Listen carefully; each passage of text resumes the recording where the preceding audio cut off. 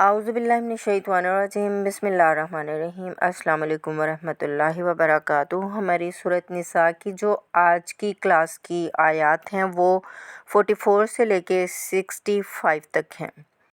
اب یہاں تھوڑا سا خطاب جو ہے وہ آ رہا ہے بہت مختصر سا اہل کتاب کے بارے میں۔ الم تری الی الذین اوتوا نصیبا من الکتاب، کیا تم نے دیکھا نہیں ان لوگوں کی جانب جنہیں حساب کتاب میں سے ایک حصہ دیا گیا تھا۔ والکتاب ایک حقیقت ہے جس میں سے ایک حصہ آیا تھا جس کا نام توریت تھا، اس میں سے ایک حصہ اور آیا وہ انجیل ہے، اور وہ کتاب پھر ہر اعتبار سے کامل ہو کر نازل ہوئی قرآن پاک کی شکل میں۔ یشترون الضلالۃ ویریدون ان تضلوا السبیل، وہ گمراہی خریدتے ہیں اور چاہتے ہیں کہ تم بھی گمراہ ہو جو، کہ جیسے مشرکین نے مکہ کیا کرتے تھے کہ لوگ قرآن نہ سنے تو کوئی گانے والی کو لے آیا تھا کہیں سے تاکہ لوگ اس کے گانے سننے کے اندر ہی لگے رہیں، حضور صلی اللہ علیہ وآلہ وسلم کی بات سنے ہی کوئی نہ۔ اسی طریقے سے یہ مدینے کے اندر بھی یہودی اس قسم کے معاملات کرتے تھے، اور ہمارے ہاں یہ جو میچ وغیرہ ہو رہے ہیں ٹی وی پر تو یہ معلوم ہوتا ہے کہ دنیا کی جو سب سے اہم ترین جو چیز ہے وہ کرکٹ ہے اور ٹینس ہے، اور مزید وہاں کی جو گیمز ہیں، اور ان چیزوں کے پیچھے دنیا پاگل ہوئی ہے، اور شیطان کو چاہیے ہی کیا، حقائق کی طرف نگاہ ہی نہ ہو۔ زندگی کس لیے ہے، جینے کا مقصد کیا ہے، موت ہے تو اس کے بعد کیا ہوگا، سوچنے کی ضرورت ہی نہیں سمجھتے۔ یا حیوان یا کما رہا ہے یا کھا رہا ہے یا اس طرح کے فضول کاموں کے اندر زندگی گزار رہا ہے، اللہ اللہ اور خیر صلی۔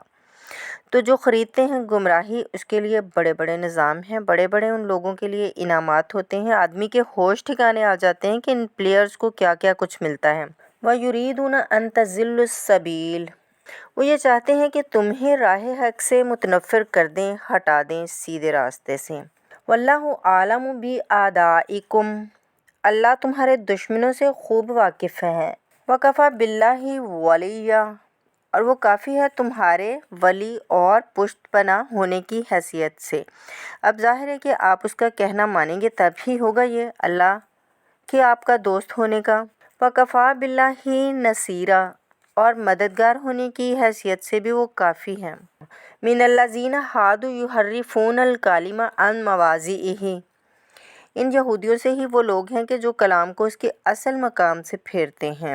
وَيَقُولُونَ سَمِعْنَا وَعَصَيْنَا، یہ ہم پڑھ چکے ہیں، کہتے ہیں کہ ہم نے سنا ہم نے نہیں مانا۔ بظاہر یہ کہ سمعنا وَأَطَعْنَا کہہ رہے ہیں، حقیقت میں سمعنا وَعَصَيْنَا۔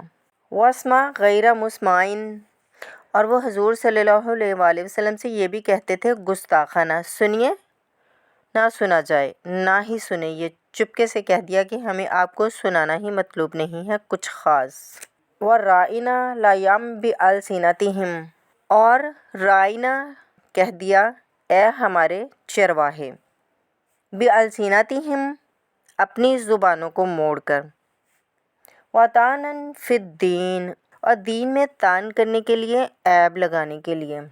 وَلَوْ أَنَّهُمْ قَالُوا، اگر وہ یہ کہتے سمعنا وَأَطَعْنَا، ہم نے سنا اور ہم نے مانا، وَاسْمَعْ وَانظُرْنَا، اور آپ ہماری بات بھی ذرا سن لیجئے اور ذرا ہمیں مہلت دیجئے، لَكَانَ خَيْرًا لَهُمْ وَأَقْوَمَ، یہ ان کے لیے کہیں بہتر ہوتا، بہت درست اور سیدھی بات ہوتی۔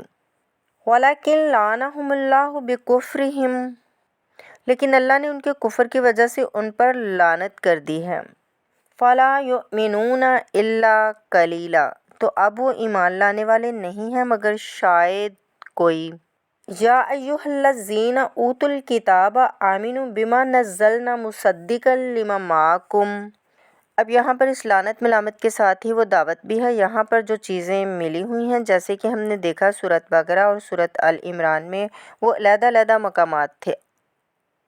اے وہ لوگوں جنہیں کتاب دی گئی تھی، آمنوا بما نزلنا، ایمان لاؤ اس پر کہ جو ہم نے نازل کیا ہے، مصدقا لما معکم، جو تصدیق کرتے ہوئے آیا ہے جو تمہارے پاس ہے، من قبل ان نطمس وجوہا، اس سے پہلے کہ ہم چہروں کو مٹا دیں۔ اس کا مطلب کیا ہے کہ چہروں پر جو نشان ہے، کوئی ہاتھ پھیرے تو کوئی نشان باقی نہ رہیں، سپاٹ ہو جائیں۔ فَنَرُدَّهَا عَلَىٰ أَدْبَارِهَا، پھر ان کو ان کی پیٹھوں کی طرف موڑ دیں، چہرہ پیچھے اور گدی سامنے، جیسے کہ اصحاب سبت کے ساتھ ان کو بندر بنا دیا یا ان کی خنزیر کی شکل بنا دی۔ تو فرمایا او نلعنہم کما لعنا اصحاب السبت، یا ہم تم پر وہ لعنت کر دیں جو اصحاب سبت پر ہم نے کی تھی۔ یہ تفصیل آئے گی سورۃ اعراف میں، لیکن واقعہ عملاً جو ہے وہ سورۃ بقرہ میں آ چکا ہے۔ وَكَانَ أَمْرُ اللَّهِ مَفْعُولًا، تو اس سے پہلے تم ایمان لے آؤ، ورنہ اللہ کا معاملہ جو ہے وہ تو ہو کر رہنا ہے۔ إِنَّ اللَّهَ لَا يَغْفِرُ أَن يُشْرَكَ بِهِ، پہلی مرتبہ اب یہ آیت یہاں آ گئی، یقیناً اللہ تعالیٰ اس چیز کو ہرگز نہیں بخشے گا کہ اس کے ساتھ شرک کیا جائے۔ وَيَغْفِرُ مَا دُونَ ذَلِكَ لِمَن يَشَاءُ، ہاں اس سے کم تر جو ہوگا جس کے لیے چاہے گا اس کو بخش دے گا۔ یہ بھی کھلا لائسنس نہیں ہے کہ اب آپ سمجھیں کہ باقی سب گناہ معاف ہو ہی جائیں گے، لیکن اس کی امید دلائی ہے کہ اللہ تعالیٰ باقی گناہ بغیر توبہ کے بھی معاف کرنے کا ایک امکان دے رہا ہے، لیکن یہ شرک جو ہے اس کے معاف ہونے کا کوئی امکان نہیں۔ وَمَن يُشْرِكْ بِاللَّهِ فَقَدِ افْتَرَىٰ إِثْمًا عَظِيمًا، اور جو اللہ تعالیٰ کے ساتھ شرک کرتا ہے اس نے تو بہت بڑا طوفان باندھا ہے۔ اللہ تو ایک اللہ، اس کے ساتھ آپ جس کا بھی آپ تذکرہ کرتے ہیں جھوٹ ہے، افتراء ہے، بہتان ہے، اور اس کے سوا کچھ نہیں۔ أَلَمْ تَرَ إِلَى الَّذِينَ يُزَكُّونَ أَنفُسَهُمْ، کیا تم نے دیکھا نہیں ان لوگوں کو جو اپنے آپ کو بہت اعلیٰ سمجھتے ہیں، پاک سمجھتے ہیں؟ یہ وہی فلسفہ جو میں بیان کر چکی ہوں کہ یہ یہودی سمجھتے ہیں کہ we are the chosen people of the lord, سورۃ مائدہ میں آ جائے گا، ہم تو اللہ کے بیٹوں کی طرح ہیں، بلکہ اس کے بہت ہی چہیتے اور لاڈلے ہیں۔ اور دوسرے جو ہیں گوئم اور جینٹائلز، یہ تو دیکھنے میں انسان نظر آتے ہیں، حقیقت میں حیوان ہیں، گندے لوگ ہیں۔ ان کو تو جس طرح مرضی کھاؤ، لوٹو کھسوٹو، جو مرضی ان سے چھینو، ان کا جو مرضی استحصال کرو، جو بھی کر سکو کرو۔ ان کے بارے میں تو ہم پر کوئی گرفت ہے ہی نہیں، ہم سے ان کے بارے میں کوئی محاسبہ نہیں ہوگا۔ جیسے ہرن ہے پھر رہا ہے، آپ نے شکار کیا کھا لیا، کون پوچھے گا آپ سے؟ اسی طرح یہ حیوان نما انسان ہے، جو چاہو کرو، ان کے ساتھ کوئی پوچھنے والا نہیں ہے۔ بَلِ اللَّهُ يُزَكِّي مَن يَشَاءُ، یہ تو اللہ تعالیٰ ہے، پاک کرتا ہے جس کو چاہتا ہے۔ وَلَا يُظْلَمُونَ فَتِيلًا، یہ تمہارے کہنے سے تم پاک نہیں ہو جاؤ گے، اونچے نہیں بن جاؤ گے، اعلیٰ و ارفع نہیں ہو جاؤ گے۔ ہاں ظلم نہیں کیا جائے گا ان کے اوپر فتیل کے برابر بھی۔ فتیل کہتے ہیں دھاگے کو، آپ نے دیکھا ہوگا جب آپ کھجور کھاتے ہیں تو کھجور کی گٹھلی کے ساتھ ایک چھوٹا سا دھاگا لگا ہوتا ہے کہ جس سے بقیہ کھجور کے ساتھ اس کا تعلق ہوتا ہے، گٹھلی کے ناف کے ساتھ سمجھ لیجئے وہ فتیل ہے۔ اب ظاہر بات ہے کہ اس زمانے میں شاید چھوٹی سے چھوٹی چیزیں لوگوں کے مشاہدے میں آتی تھی، تو کسی چیز کے چھوٹے ہونے کی مثال وہیں سے لی جا سکتی تھی۔ انظر کیف یفترون علی اللہ الکذب، دیکھو کیسے یہ لوگ اللہ پر جھوٹ باندھ رہے ہیں۔ وکفیٰ بہ اثما مبینا، اور یہی گناہ کافی ہے، یعنی ان کی گرفت کے لیے اور ان کو عذاب دینے کے لیے یہی ایک بات کافی ہے جو انہوں نے گھڑ لی ہے۔ الم تر الی الذین اوتوا نصیبا من الکتاب، کیا تم نے دیکھا نہیں ان لوگوں کو جنہیں کتاب میں سے ایک حصہ دیا گیا تھا؟ یؤمنون بالجبت والطاغوت ویقولون للذین کفروا ہؤلاء اہدی من الذین آمنوا سبیلا، وہ ایمان لاتے ہیں بتوں پر اور شیطان پر، طاغوت پر، اور کہتے ہیں ان لوگوں سے کہ جنہوں نے کفر کیا یا جو مشرکین تھے، ہؤلاء اہدی من الذین آمنوا، ان اہل ایمان سے تو یہ زیادہ ہدایت پر ہیں۔ تو اہدی السبیلا، یہ لوگ زیادہ راستے پر برحق ہیں، یہ ہوتا ہے زندہ میں۔ اب ظاہر بات ہے کہ انہیں معلوم تھا کہ محمد صلی اللہ علیہ وآلہ وسلم ان کے ساتھ رضی اللہ تعالیٰ عنہ کرام کے جو ساتھی تھے صحابہ کرام میں سے، وہ کن کن چیزوں میں ان سے مشابہ تھے۔ توحید ہے، ایمان بالآخرہ ہے، موسیٰ کے ماننے والے ہیں، تورات کے ماننے والے ہیں، لیکن جب زندہ آتی ہے تو کہتے ہیں کہ یہ مشرکین ہی بہتر ہیں، ان مسلمانوں سے، ان کا دین بہتر ہے، ان کی تو بالکل کوئی حیثیت ہے ہی نہیں، یعنی مسلمانوں کی، اور اس میں کچھ کہہ بیٹھتے ہوں گے ہاں جی آخر ان بتوں میں بھی کچھ نہ کچھ تو ہے، لیکن یہ کہ ان مسلمانوں کے پاس تو کچھ بھی نہیں ہے، یہ تو سرے سے خالی ہیں۔ اولئک الذین لعنہم اللہ، یہ وہ لوگ ہیں کہ جن پر اللہ نے لعنت فرما دی ہے۔ وَمَن یلعن اللہ فلن تجد لہ نصیرا، اور جس کو اللہ نے ہی لعنت کر دی ہو اب تم اس کے لیے کوئی مددگار نہیں پاؤ گے۔ ام لہم نصیب من الملک، کیا ان کا کوئی حصہ ہے اختیارات میں، بادشاہت میں، یعنی انہوں نے تقسیم کر لی ہے کہ یہ سارا کچھ ہمارے لیے ہے، باقی کے انسان جو ہیں گوئمس ہیں، جنٹائلس ہیں، یہ انہوں نے تقسیم کس اختیار سے کی ہے؟ کیا ان کے پاس اختیار ہے؟ ام لہم نصیب من الملک، مالک کل اللہ ہے، بادشاہی اسی کے پاس ہے، کیا ان کو اللہ سے کوئی اختیار ملا ہوا ہے؟ فَإِذًا لَا يُؤْتُونَ النَّاسَ نَقِيرًا، اگر ایسا کہیں ہوتا تو یہ کسی ایک انسان کو کسی تل کے برابر بھی کوئی شے دینے کو تیار نہ ہوتے اگر ان کا اختیار ہوتا۔ ام یحسدون الناس علی ما آتاہم اللہ من فضلہ، کیا یہ حسد کر رہے ہیں لوگوں سے اس پر کہ جو اللہ تعالیٰ نے انہیں اپنے فضل میں سے عطا کر دیا ہے، قرآن پاک عطا کر دیا ہے، امیین ہیں، امیین میں آخری نبی بھیج دیا، امیین میں جنہیں حقیر سمجھتے تھے اب اس پر حسد ہے، اس کی آگ میں جل رہے ہیں۔ فَقَدْ آتَيْنَا آلَ إِبْرَاهِيمَ الْكِتَابَ وَالْحِكْمَةَ وَآتَيْنَاهُمْ مُلْكًا عَظِيمًا، تو ہم نے آل ابراہیم کی نسل کو عطا فرمائی کتاب بھی، حکمت بھی، اور انہیں بہت بڑی حکومتیں بھی دی، یعنی تمہیں بھی اگر حکومت ملی تھی تو ابراہیم کی نسل ہونے کے ناطے سے ملی تھی، کتاب ملی، تورات ملی، انجیل ملی، تو یہ جو دوسری نسل ہے یہ بھی تو اسی ابراہیم کی نسل ہے۔ وَآتَيْنَاهُمْ مُلْكًا عَظِيمًا، آتَيْنَا عَلَى إِبْرَاهِيمَ الْكِتَابَ وَالْحِكْمَةَ، ہاں بنی اسرائیل کو کتاب الگ ملی، حکمت الگ ملی، تورات علیحدہ تھی، انجیل علیحدہ تھی، اور یہاں کتاب اور حکمت ایک ہی جگہ پر قرآن پاک میں اللہ تعالیٰ نے جمع کر دی ہے۔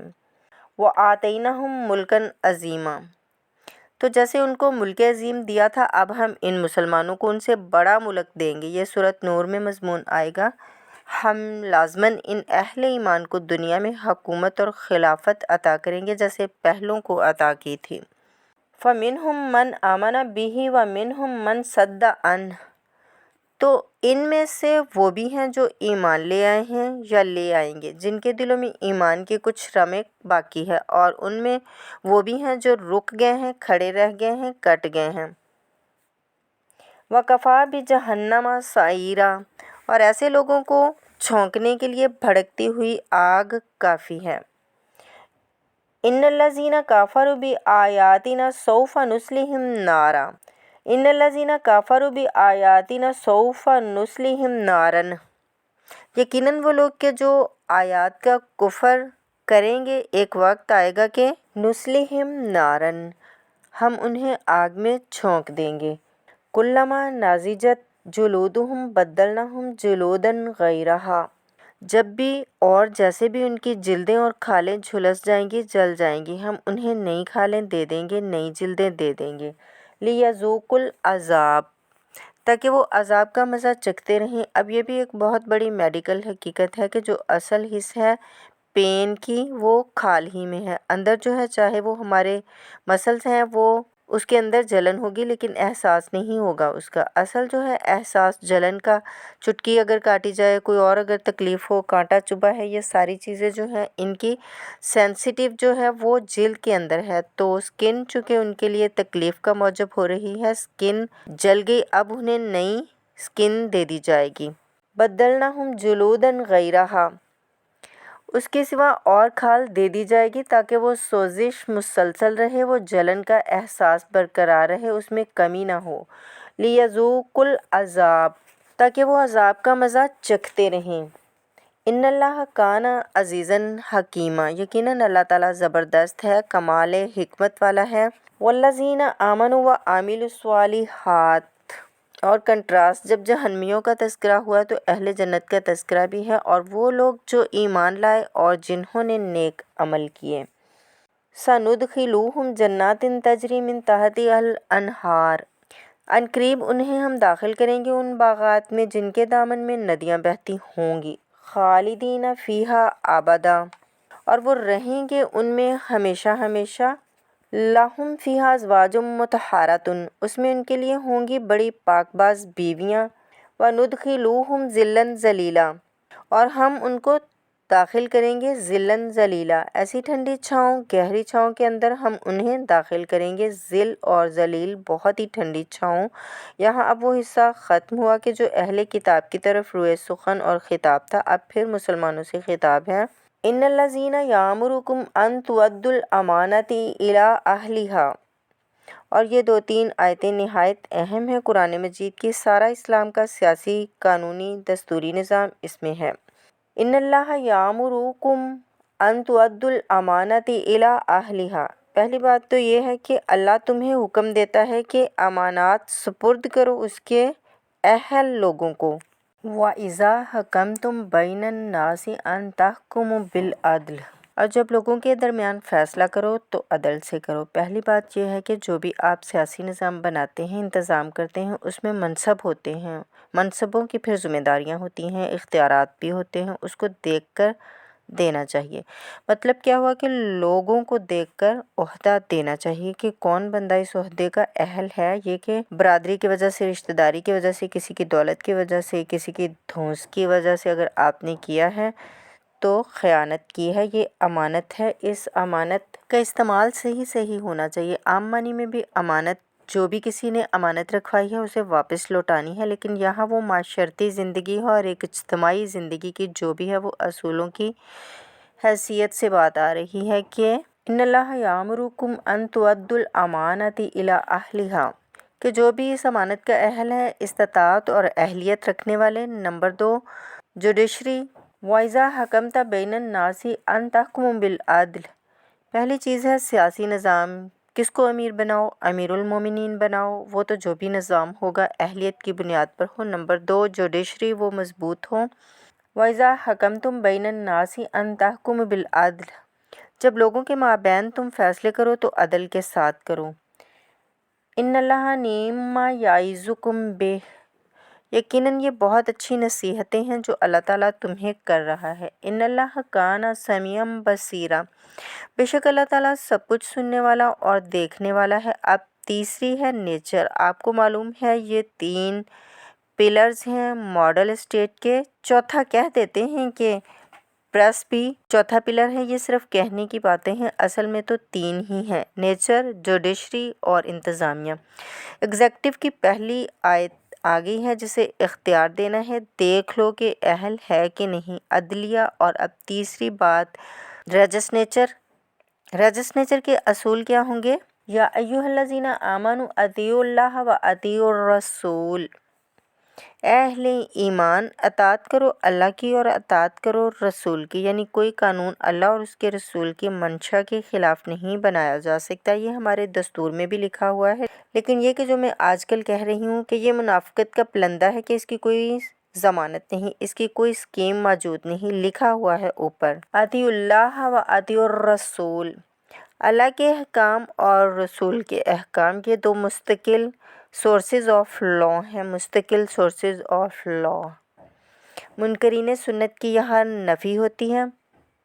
وَأُولِي الْأَمْرِ مِنْکُمْ، اور اپنے میں سے اولی الامر کی بھی اطاعت کرو۔ لیکن یہاں جو عجیب بات ہے وہ یہ ہے کہ 3 کی اطاعت آئی، اللہ کی، رسول کی، اولی الامر کی، 2 کی اطاعت کے لیے اطیعوا، تیسرے کے لیے نہیں ہے۔ یا تو یہ بھی ہو سکتا تھا کہ اطیعوا ایک مرتبہ آ جاتا اور تینوں کو کور کر لیا جاتا، یا ایھا الذین آمنوا اطیعوا اللہ واطیعوا الرسول واطیعوا اولی الامر منکم، 2 کے ساتھ ہے، تیسرے کے ساتھ نہیں ہے۔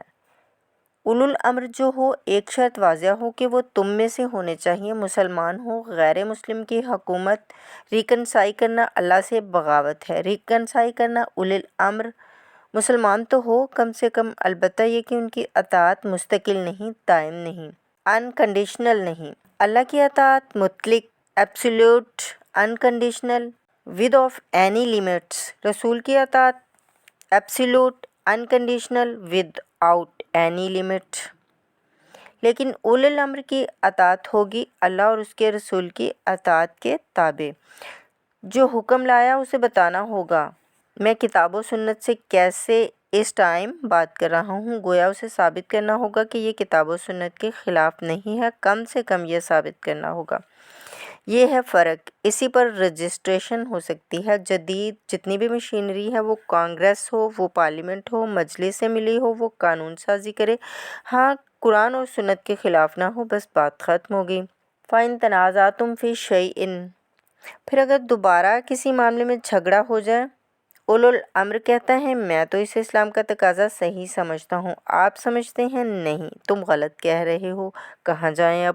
فَرُدُّوا إِلَى اللَّهِ وَالرَّسُولِ، لوٹا دو اسے اللہ اور رسول کی طرف، یعنی اب یہ کہ جو بھی اپنی بات ثابت کرنا چاہتا ہے اسے اللہ اور اس کے رسول سے دلیل لانی پڑے گی۔ میری پسند، میرا اختیار، میرا نظریہ نہیں، اللہ اور اس کے رسول کی بات، اور اس میں یہ بات ماننی پڑے گی کہ ابھی یہاں ایک خلا ہے۔ وہ خلا یہ ہے کہ یہ فیصلہ کون کرے گا کہ اس کی رائے صحیح ہے یا دوسرے کی رائے صحیح ہے۔ یہ ہے اصل میں آج کی ریاست میں آ کر وہ خلا پر ہو چکا ہے، یہ جوڈیشری کا کام ہے۔ لیکن یہ کہ ابھی اسلامی ریاست قائم ہوئی ہے، عرب میں حضور صلی اللہ علیہ وسلم کے زمانے میں ابھی انسٹیٹیوشنز جو ہیں شروع میں پورے طریقے سے آئیڈینٹیفائڈ اور علیحدہ علیحدہ انسٹیٹیوشنز تھے ہی نہیں۔ یہ جوڈیشری ہے، یہ ایگزیکٹو ہے۔ حضرت ابوبکر رضی اللہ تعالیٰ عنہ کے زمانے میں تو کوئی قاضی تھے ہی نہیں، حضرت عمر نے پہلے شعبہ قاضی شروع کیا ہے، تو رفتہ رفتہ انسٹیٹیوشنز ڈیویلپ ہوئے ہیں، لیکن اصول یہ ہے کہ دو کی اطاعت تو ہے قطعی لازمی، انکنڈیشنل، ایبسلیوٹ، اور تیسری اطاعت اس کے تابع ہوگی۔ فیصلہ کون کرے گا؟ جدید دور میں اس کا انسٹیٹیوشن ہے وہ عدلیہ ہے، وہاں ہر شخص جائے اور اپنی دلیل دے، علماء جائیں، عوامی جائیں، جو چاہیں جائیں، سب وہاں جا کر دلائل دیں، لیکن وہاں سے فیصلہ ہو جائے گا کہ واقعتاً یہی بات ٹھیک ہے یا نہیں۔ ان کنتم تؤمنون باللہ والیوم الآخر، یہ طرز عمل تمہیں اختیار کرنا چاہیے اگر تم واقعتاً اللہ پر اور یوم آخر پر یقین رکھتے ہو۔ ذالک خیر و احسن تاویلا، یقیناً یہ بہت ہی بہتر بھی ہے اور نتائج کے اعتبار سے بھی بہت ہی مفید ہے۔ الم تر الی الذین یزعمون انہم آمنوا بما انزل الیک وما انزل من قبلک، کیا تم نے غور نہیں کیا ان لوگوں کی طرف جن کا گمان تو یہ ہے، دعویٰ تو یہ ہے کہ وہ ایمان لے آئے ہیں اس پر بھی کہ اے نبی جو آپ پر نازل کیا گیا، اور اس پر بھی کہ جو آپ سے پہلے نازل کیا گیا، لیکن کرتے کیا ہیں؟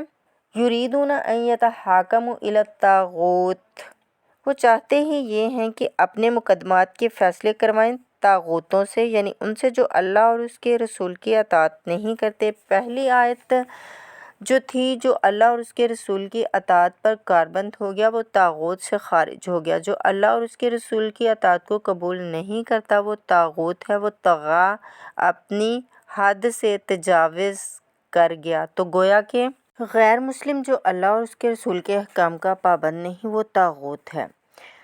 یریدون ان یتحاکموا الی الطاغوت وقد امروا ان یکفروا بہ، وہ اپنے مقدمات لے کر جاتے ہیں طاغوت کے پاس، حالانکہ انہیں حکم دیا گیا ہے کہ ان کا کفر کریں۔ یعنی ہوتا یہ تھا کہ مسلمان مدینے میں یہ جو منافقین تھے وہ اپنے مقدمات بجائے اس کے کہ حضور صلی اللہ علیہ وسلم کے پاس لائیں، وہ جب یہ دیکھتے تھے کہ ہمارا پلہ گر رہا ہے، حضور صلی اللہ علیہ وسلم کے پاس ہم جائیں گے تو حق کی بات ہوگی، انصاف کی بات ہوگی، تو چلو یہودیوں کی عدالت سے فیصلہ کروا لیں۔ ایک یہودی اور مسلمان کا جھگڑا ہوا، اس میں یہ مسئلہ اٹھ کھڑا ہوا، یہودی کہتا تھا چلو محمد کے پاس چلو صلی اللہ علیہ وسلم، اس لیے کہ اسے یقین تھا کہ میں حق پر ہوں۔ یہ مسلمان جو منافق تھا یہ کہتا تھا نہیں، چلو تمہارے کعب بن اشرف کے پاس چلو، اس سے معاملہ طے کرواؤ۔ بہرحال اس کے بعد ہوا یہ کہ حضور کے پاس وہ یہودی لے آیا، حضور صلی اللہ علیہ وسلم نے فیصلہ کر دیا اس کے خلاف۔ اب اس نے کہا کہ چلو دیکھو عمر سے بات کرتے ہیں، حضرت عمر سے آ کے بات کی، امید کی کہ شاید وہ میرا کچھ لحاظ کر لیں، میں مسلمان ہوں۔ یہودی نے بتا دیا کہ حضور صلی اللہ علیہ وسلم یہ فیصلہ کر چکے ہیں میرے حق میں، اور یہ پھر یہاں آیا ہے۔ انہوں نے آؤ دیکھا نہ تاؤ گردن اڑا دی کہ جو محمد صلی اللہ علیہ وسلم کے فیصلے پر راضی نہیں ہے وہ مجھ سے فیصلہ کروانا چاہتا ہے۔ اس کا فیصلہ یہ ہے اس پر واویلا مچایا، آئے چیختے چلاتے اس کے گھر والے، اس کے اہل و عیال کہ ہم تو چاہتے تھے کہ کچھ مصالحت ہو جاتی، آپ نے فیصلہ دے دیا تھا تو کوئی مصالحت ہو جاتی تو اچھا ہو جاتا، راضی نامہ ہو جاتا، اس لیے گئے تھے۔ وہ واقعہ جو بیان ہو رہا ہے۔ وَيُرِيدُ الشَّيْطَانُ أَن يُضِلَّهُمْ ضَلَالًا بَعِيدًا، شیطان چاہتا ہے کہ وہ انہیں گمراہ کر دے، دور کی گمراہی میں ڈال دے۔ وَإِذَا قِيلَ لَهُمْ تَعَالُوا إِلَىٰ مَا أَنزَلَ اللَّهُ وَإِلَى الرَّسُولِ، اور جب ان سے کہا جاتا ہے آؤ اس چیز کی طرف جو اللہ نے نازل فرمائی، اور آؤ رسول کے پاس چلو اور مقدمہ طے کراؤ۔ وَإِلَى الرَّسُولِ رَأَيْتَ الْمُنَافِقِينَ يَصُدُّونَ عَنْكَ صُدُودًا، تو اے نبی آپ دیکھتے ہیں کہ یہ منافق رکتے ہیں آپ کے پاس آنے سے، کنی کتراتے ہیں۔ سدا یا سدو میں عرض کر چکی ہوں، رکنے کے معنی میں بھی ہے اور روکنے کے معنی میں بھی ہے۔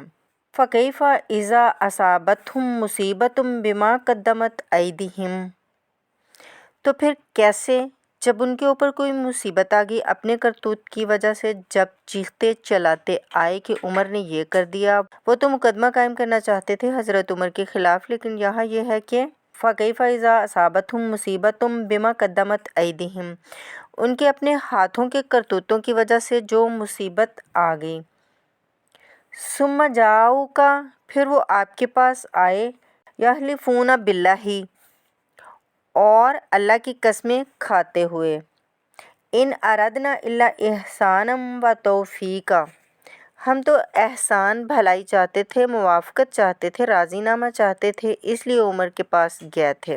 أُولَٰئِكَ الَّذِينَ يَعْلَمُ اللَّهُ مَا فِي قُلُوبِهِمْ، یہ وہی لوگ ہیں جو کچھ ان کے دلوں میں ہے، اللہ اسے جانتا ہے۔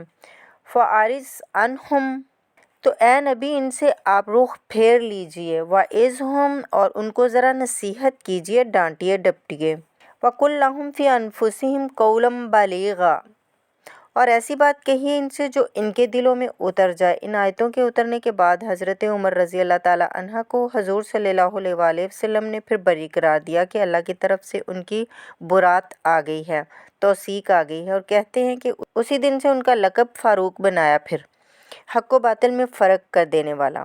وَمَا أَرْسَلْنَا مِن رَّسُولٍ إِلَّا لِيُطَاعَ بِإِذْنِ اللَّهِ، اب ایک بات نوٹ کر لیجئے، منافقت جو یہاں پر زیر بحث آئے گی اس صورت مبارکہ میں، وہ 3 عنوانات کے تحت ہے۔ منافقوں پہ نماز بھاری نہیں تھی، روزہ بھاری نہیں تھا، 3 چیزیں بھاری تھیں۔ ایک رسول کی اطاعت، اور یہ بڑی نفسیاتی بات ہے، رسول انسان ہے، ہم جو رسول کی اطاعت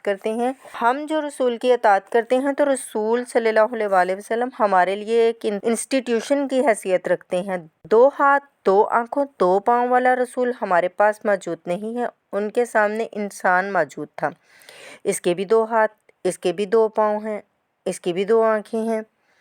انسان کی اطاعت کرے یہ بہت مشکل ہے، جیسا کہ جماعتوں میں ہوتا ہے۔ امیر کی اطاعت سے بھاری کام کون سا ہے؟ بڑا مشکل کام ہے۔ اپنی رائے کو پیچھے ڈالیں تو امیر کی رائے پر چلیں۔